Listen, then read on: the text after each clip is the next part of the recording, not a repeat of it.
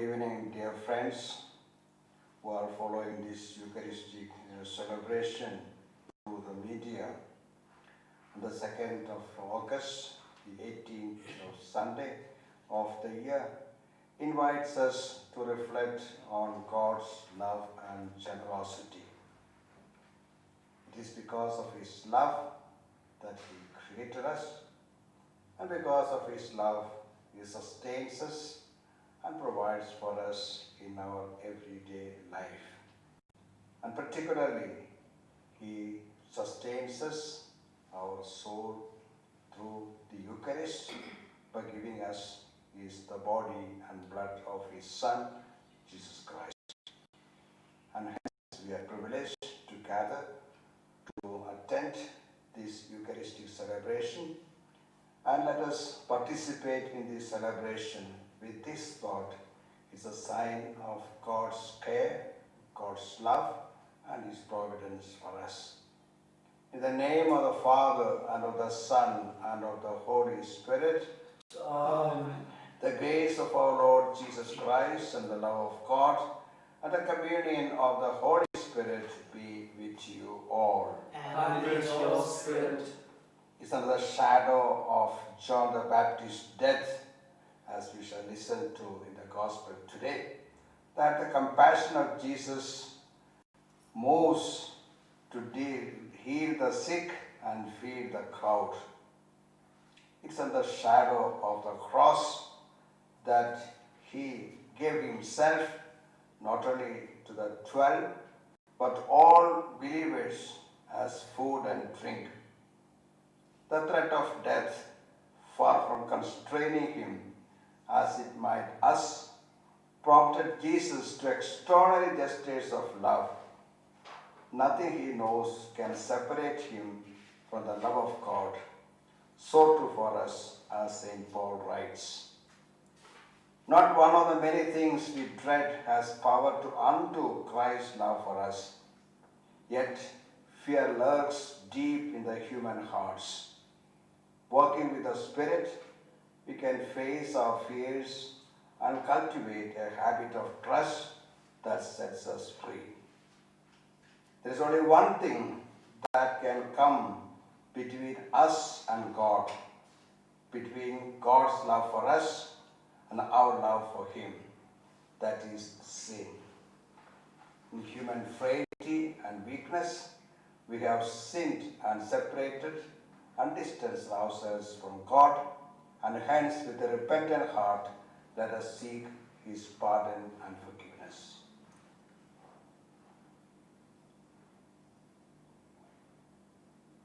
Seeking God's mercy, let us pray. I confess to Almighty God and to you, my brothers and sisters, that I have greatly sinned in my thoughts and in my words, in what I have done and what I have failed to do, through my fault, through my most grievous fault. Therefore, I ask Blessed Mary, our Virgin, all the angels and saints, and you, my brothers and sisters, to pray for me to the Lord our God. May Almighty God have mercy on us, forgive us our sins, and bring us to everlasting life. Amen. Oh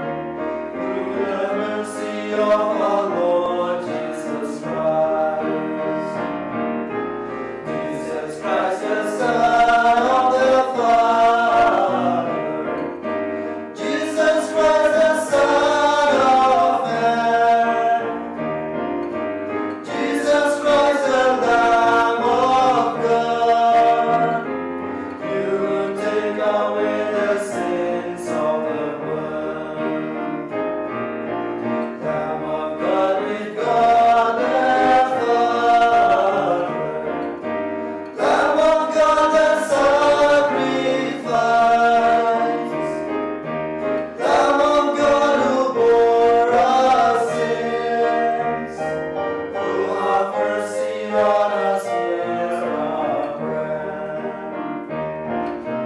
You alone, the Lord of creation.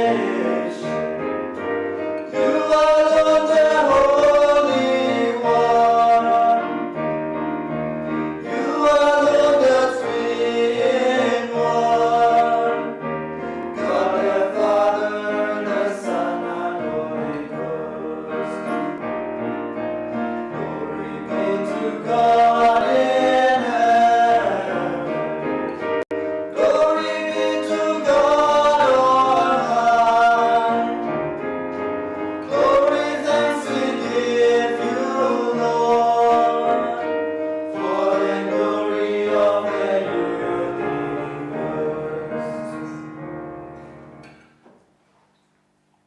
Let us pray. Draw near to your servants, O Lord, and answer their prayers with unceasing kindness, that for those who glory in you as their Creator and Guide, you may restore what you have created and keep safe what you have restored. Through our Lord Jesus Christ, your Son, who lives and reigns with you in the unity of the Holy Spirit, God forever and ever. Amen.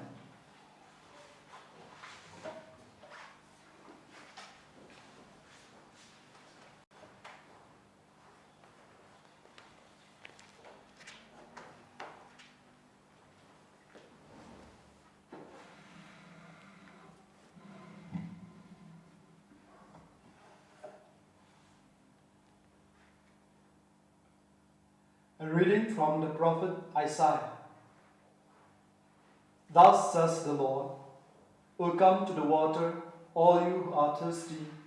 Though you have no money, come, buy corn without money and eat, and at no cost wine and milk. Why spend money on what is not bread, your wages on what fails to satisfy? Listen to me, and you will have good things to eat, and rich food to enjoy. Pay attention, come to me, listen, and your soul will live. With you I will make an everlasting covenant out of the favors promised to David. The word of the Lord. Thanks be to God. Your response shall be, you open wide your hand, O Lord, you grant our desires. You open wide your hand, O Lord, you grant our desires. The Lord is kind and full of compassion, slow to anger, abounding in love. How good is the Lord to all, compassionate to all his creatures. You open wide your hand, O Lord, you grant our desires. The eyes of all creatures look to you, and you give them the food in due time. You open wide your hand, grant the desires of all who live. You open wide your hand, O Lord, you grant our desires. The Lord is just in all his ways, and loving in all his deeds. He is close to all who call him, who call on him from their hearts. You open wide your hand, O Lord, you grant our desires.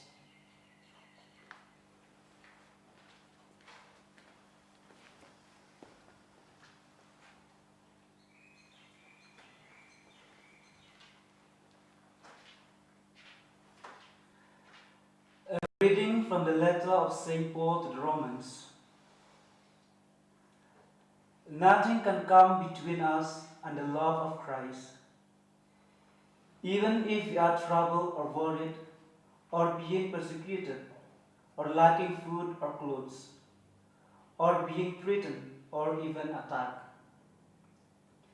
These are the trials through which we triumph, by the power of him who loves us. For I am certain of this, neither death nor life, no angel, no prince, nothing that exists, nothing still to come, not any power or height or depth, nor any created thing can ever come between us and the love of God, made visible in Christ Jesus our Lord. The word of the Lord. Thanks be to God.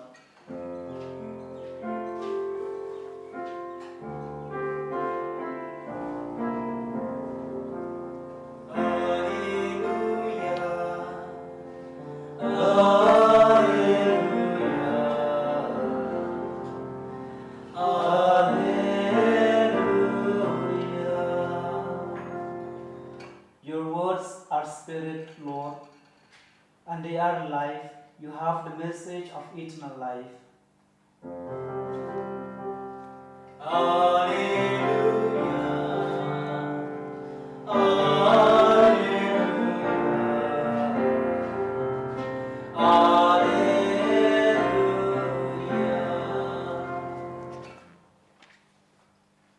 The Lord be with you. And with your spirit. A reading from the Holy Gospel according to Saint Matthew. Glory to you, O Lord.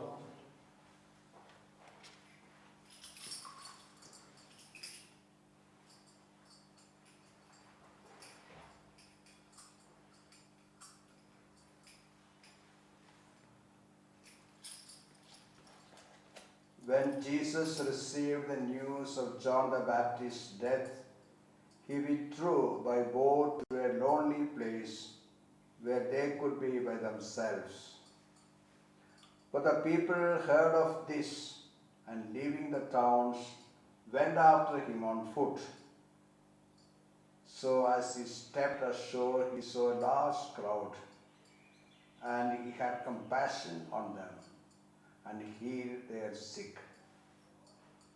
When evening came, the disciples went to him and said, "This is a lonely place. The time has slipped by. So send the people away, and they can go to the villages to buy themselves some food." Jesus replied, "There is no need for them to go. Give them something to eat yourselves." But they answered, "All we have with us is 5 loaves and 2 fish." "Bring them here to me," he said. He gave orders that the people were to sit down on the grass. Then he took the 5 loaves and the 2 fish, raised his eyes to heaven, said the blessing, and breaking the loaves, he handed them to his disciples, who gave them to the crowds. They all ate as much as they wanted, and they collected the scraps remaining, 12 baskets full. Those who ate numbered about 5,000 men, to say nothing of women and children. The Gospel of the Lord. Praise you, Lord Jesus Christ.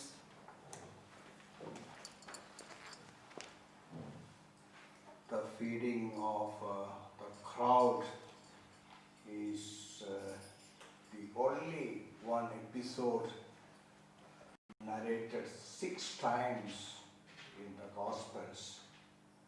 Twice in the Gospels according to Matthew and to Mark, once in Luke, and again once in John. Of course, feeding responds or answers to one of the basic needs of life, whether it's animal life or human life. Even plants require some food by way of fertilizer or manure. But the episode has something much more than just feeding with material food. The episode, the event or the feeding has to be understood as part of the long story of God's love for us.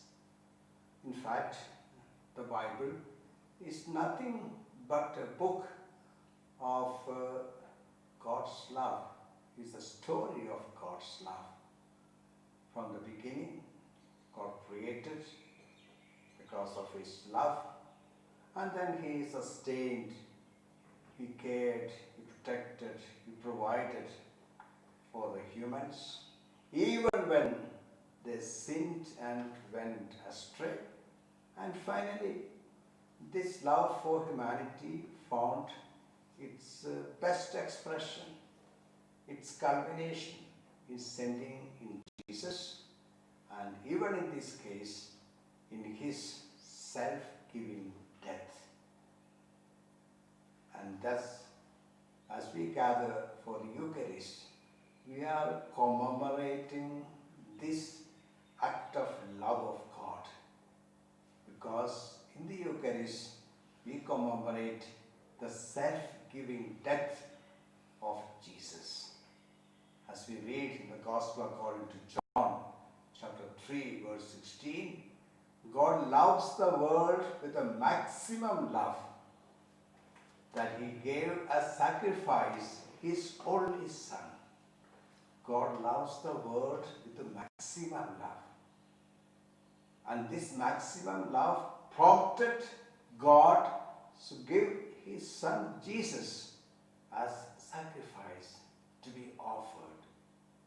And thus showing that the greatest sign of love is sacrifice. And not any kind of sacrifice, but a self-giving sacrifice. And it is this act of love, of the self-sacrificing love of Jesus, that we commemorate, we remember, we recall, we, so to say, personalize in every Eucharistic celebration. And it is in this context we have to understand the feeding of the multitude. Therefore, let's look at some of the basic aspects of the readings that we have listened to. The first reading, taken from Prophet Isaiah, speaks of the coming of a bright, positive, optimistic future. The people were in bondage, in exile, and in exile, Isaiah is giving them hope that when God liberates them, He will give them everything in abundance. Everything in abundance.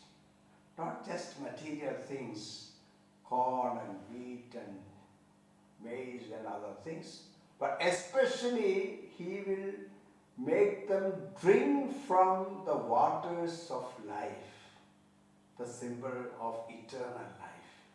So God is presented as one who provides not just the material, physical needs of our day-to-day life, but God is one who provides something which is far beyond, something that is lasting, something that is eternal, something that is part of His own self, because God is everlasting, God is eternal. There is a quality of life in God, and it is this quality of life that God promises in Prophet Isaiah and fulfilled in Jesus Christ.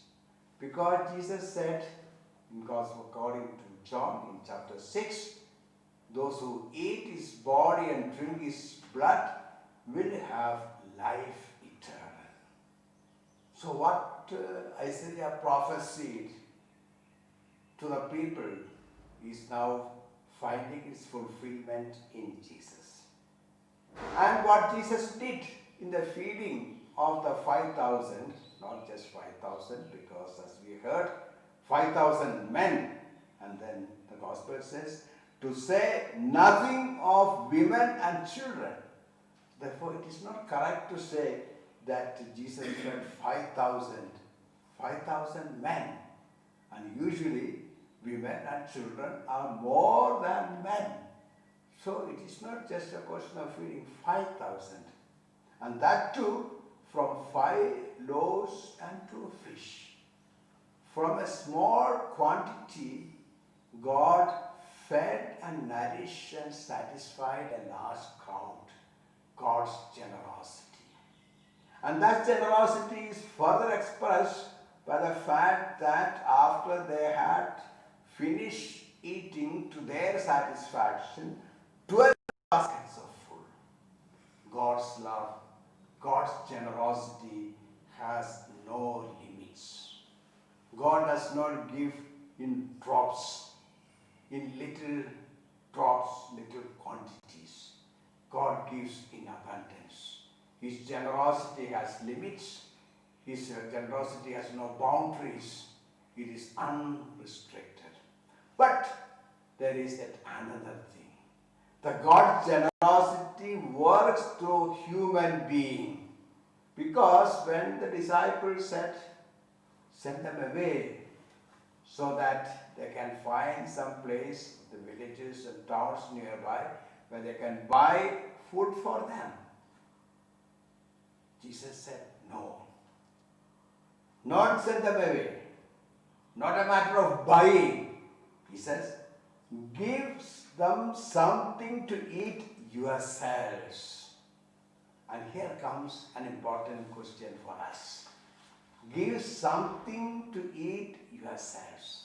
Namely, God's generosity, God's love, God's kindness, God's magnanimity does not work artificially, but works through human hands, human instrumentality. He did not say, send them to some rich people. He did not say, now go and make an application for food to the government authorities. No, give them something to eat yourselves. Jesus knew that 12 disciples cannot have such large quantity of food. It was very reasonable. They would have just the minimum for themselves. And he saw such a large crowd. And so therefore, Jesus was aware of what he was saying. From this large quantity has to emerge, from this small quantity has to emerge a large quantity to feed. But then, even the small quantity, when given out of love, given out of generosity, can satisfy the needs of hundreds and thousands. We have this beautiful story narrated in the Gospel according to Luke, the widow's mite. And Jesus said, she gave everything. And what Jesus expected of the disciples and expects of us today is that we give our might, however small it is, when it is given with love, kindness, generosity, compassion, it is something large beyond measure. God works miracles, God manifests His generosity, but this generosity has to be made real. This miracle of Jesus, the miracle of God, God's love and God's providence, has to be made very concrete, very real, because of our own involvement and our own contribution and our own sacrifice. And this is what, to some extent, we have been hearing and seeing and reading these days. How small contribution for the poorest of the poor is helping many, many people. Not only the large contribution from the well-off, well-to-do and the rich, but the smallest contribution.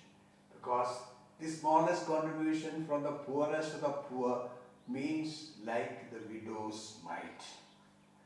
The third is the need for human solidarity. There is one expression that stands out in the Gospels and even in today's Gospel. He had compassion.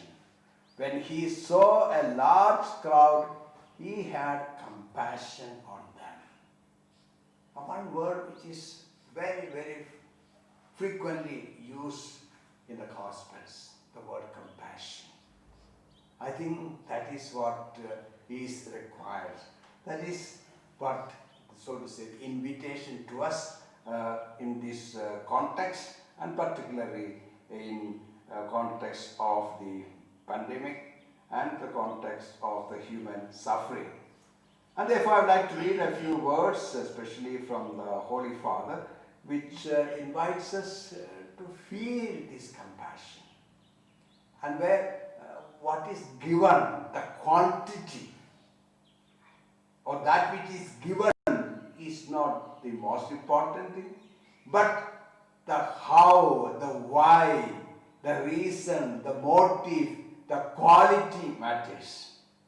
When in human memory have people of all nations ever felt themselves so united,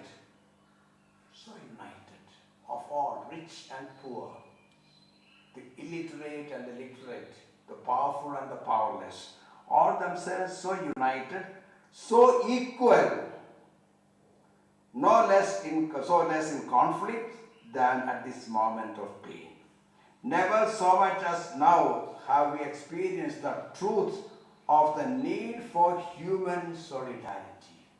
The pandemic does not spare anyone. We know it by now.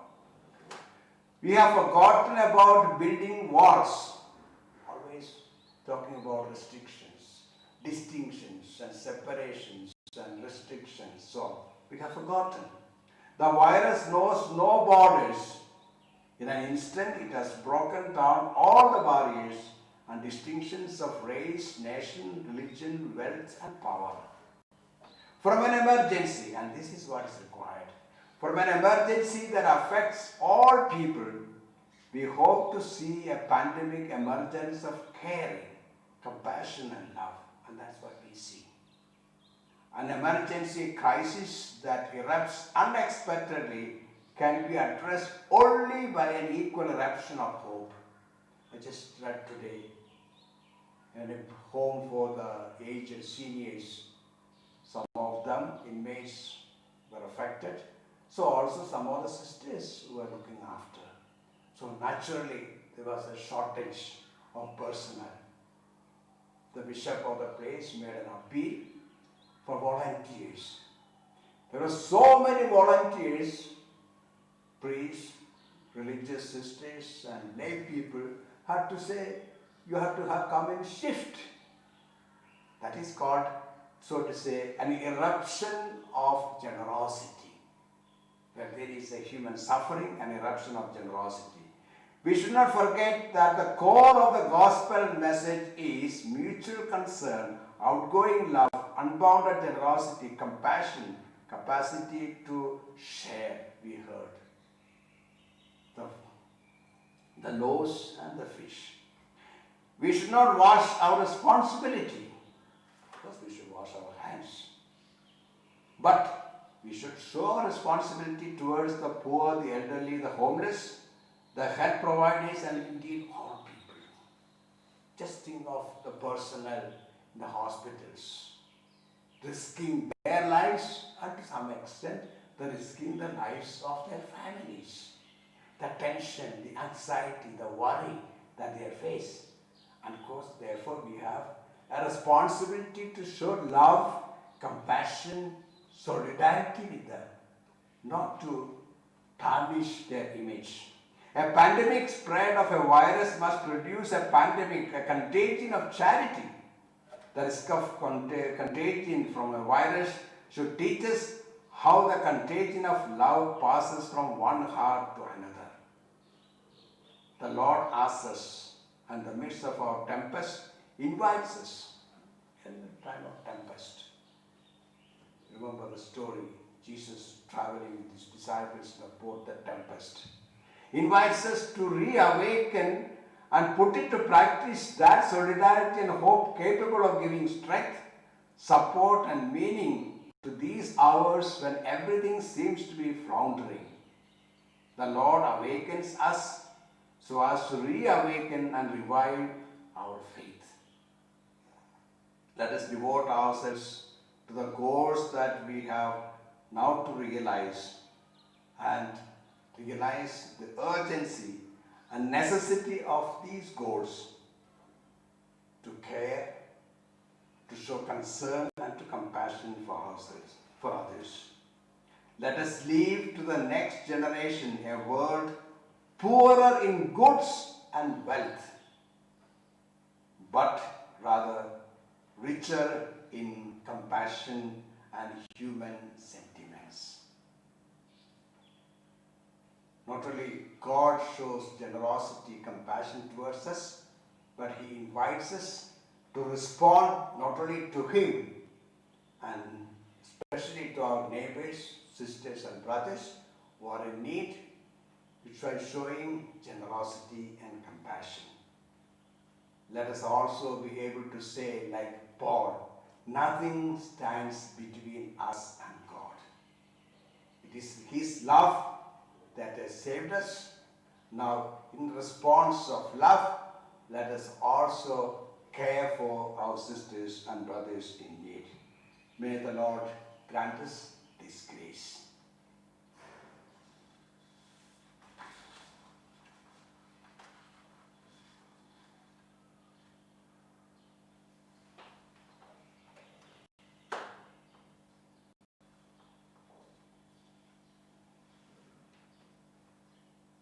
Let us now stand and renew our faith.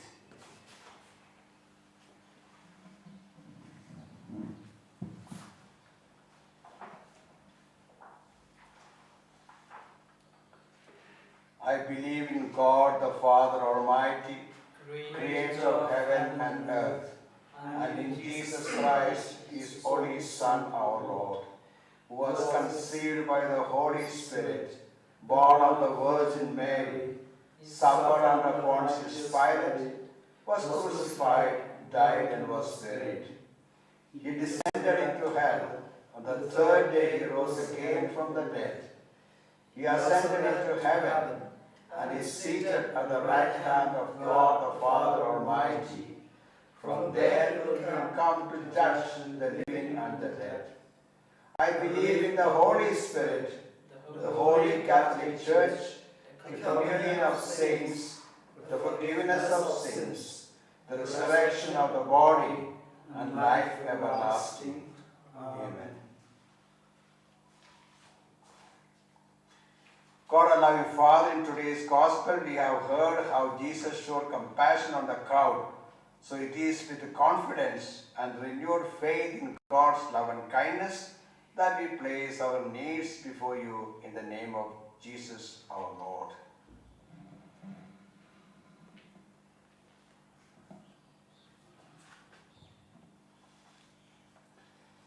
Your response shall be, Lord, hear our prayer. Lord, hear our prayer. For the Church, that it can respond to the human hunger for love, care and compassion as abundantly as Jesus. Let us pray to the Lord. Lord, hear our prayer. For the world's poor and hungry, that the global response to the COVID pandemic will offer them proper access to necessities of life. Let us pray to the Lord. Lord, hear our prayer. For all who are struggling with hard lockdown conditions, especially disadvantaged like daily wage earners, that they will receive support and assistance they need.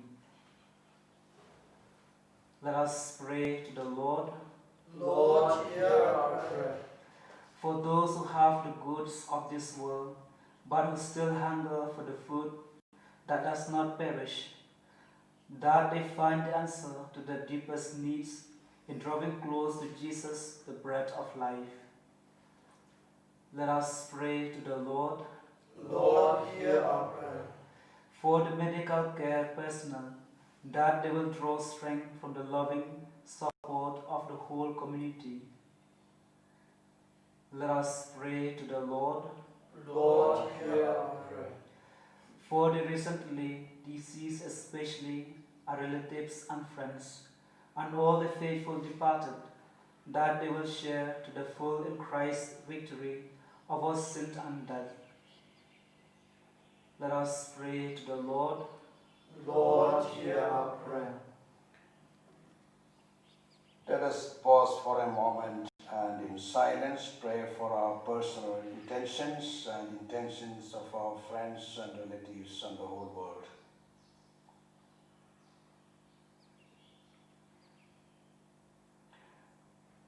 From of old, O Lord God our loving Father, you have been full of kindness and compassion for all your creatures. Help us put your boundless love to work.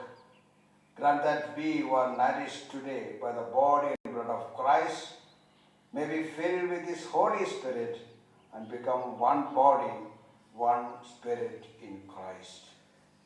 Amen. Amen.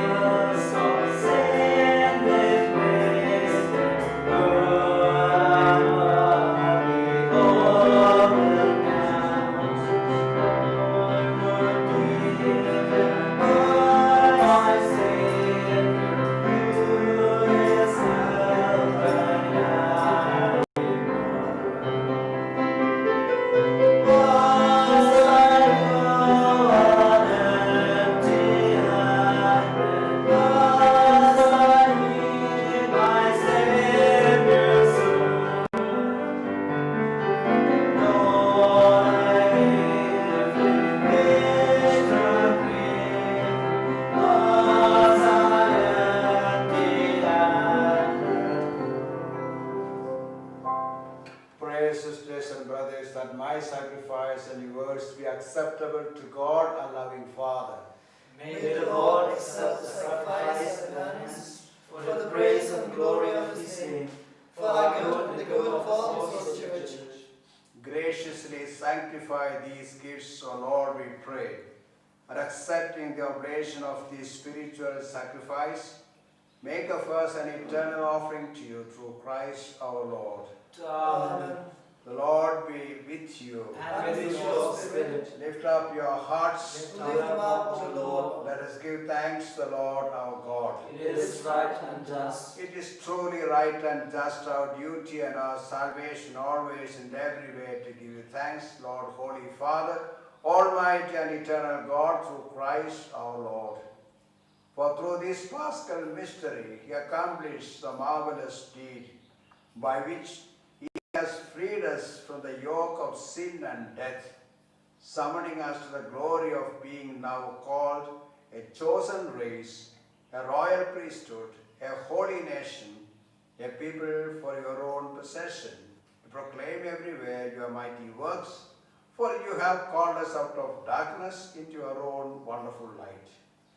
And so with the angels and archangels, thrones and dominions, and with all the hosts and powers of heaven, we sing the hymn of your glory, as without end we acclaim.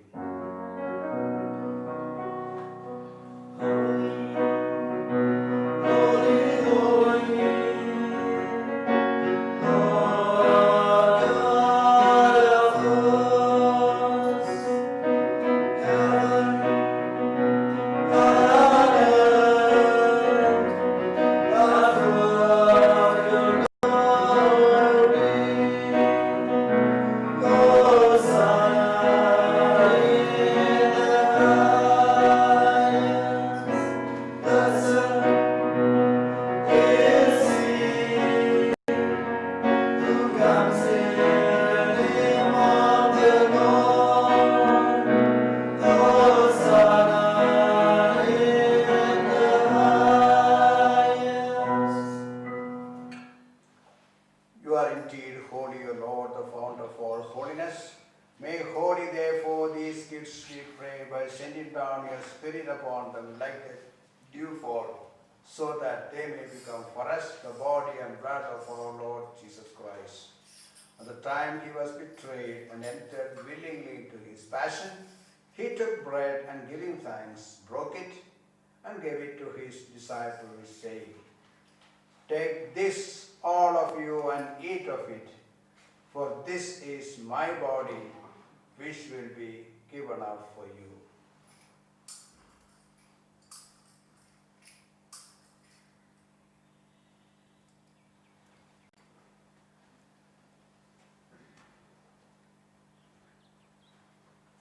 In a similar way, when supper was ended, he took the chalice, and once more giving thanks, he gave it to his disciples, saying, "Take this, all of you, and drink from it, for this is the chalice of my blood, the blood of the new and eternal covenant, which will be poured out for you and for many for the forgiveness of sins.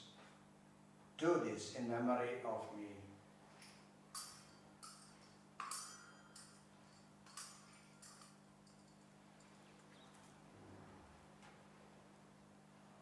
The mystery of our faith. We proclaim your death, O Lord, and profess your resurrection until you come again.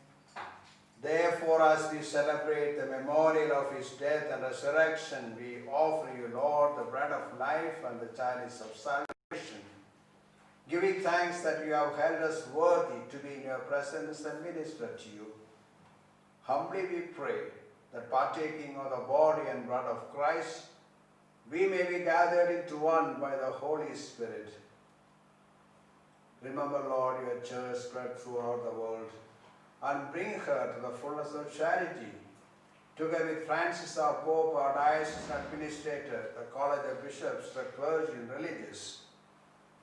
Remember also brothers and sisters who have fallen asleep in the hope of the resurrection, and all who have died in your mercy. Welcome them into the light of your face. Have mercy on us all, we pray, that with the Blessed Virgin Mary, Mother of God, with Saint Joseph, her spouse, with the blessed apostles, and all the saints who have pleased you throughout the ages, we may merit to be co-heirs to eternal life, and may praise and glorify you through your Son, Jesus Christ.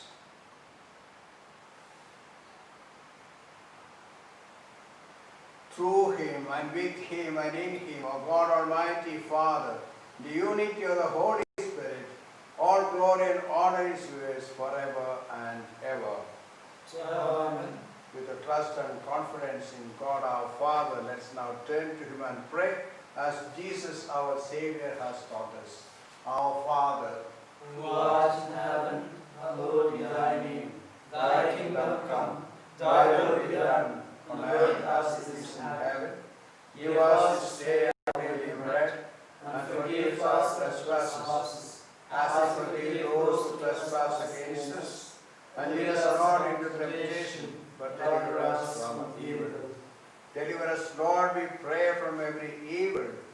Graciously grant peace in our days, that by the help of your mercy we may be always free from sin and safe from all distress, as we await the blessed hope and the coming of our Saviour, Jesus Christ. For the kingdom, the power, and the glory are yours, now and forever. Lord Jesus Christ, who said to your apostles, peace I leave you, my peace I give you, look not on our sins, but on the faith of your church, and graciously grant her peace and unity in accordance with your will, who live and reign forever and ever. Amen. The love and peace of the Lord be with you always. And with your spirit. Let's now offer each other the sign of peace.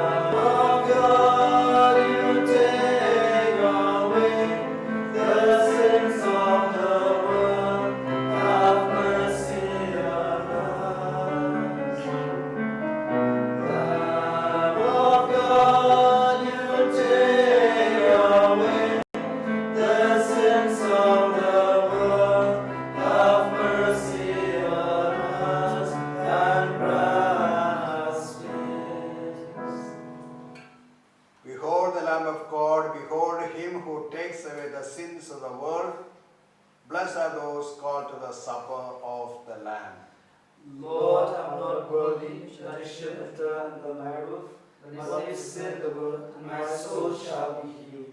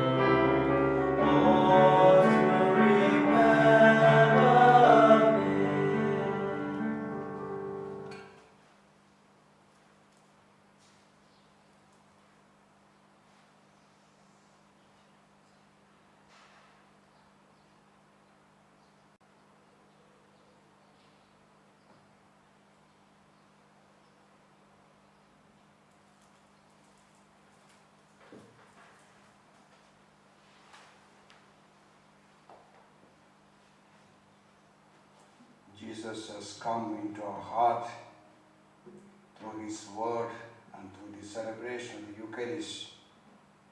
And He has told us that He is present to us and in us, not only through this bread and wine, but also through love and compassion, when we extend our love and compassion to others. Inspired by this celebration, especially the act of compassion of Jesus, let us extend our acts of love, kindness, and service to our sisters and brothers, especially those who are suffering in one way or another. Let us pray. Accompany with the constant protection, O Lord, those you renew with these heavenly gifts, and in your never-failing care for them, make them worthy of eternal redemption through Christ our Lord. Amen. The Lord be with you. And with your spirit. May the Lord bless you and keep you. Amen. May He let His face shine upon you and show you His mercy. Amen. Amen. May He turn His countenance towards you and give you His peace. Amen.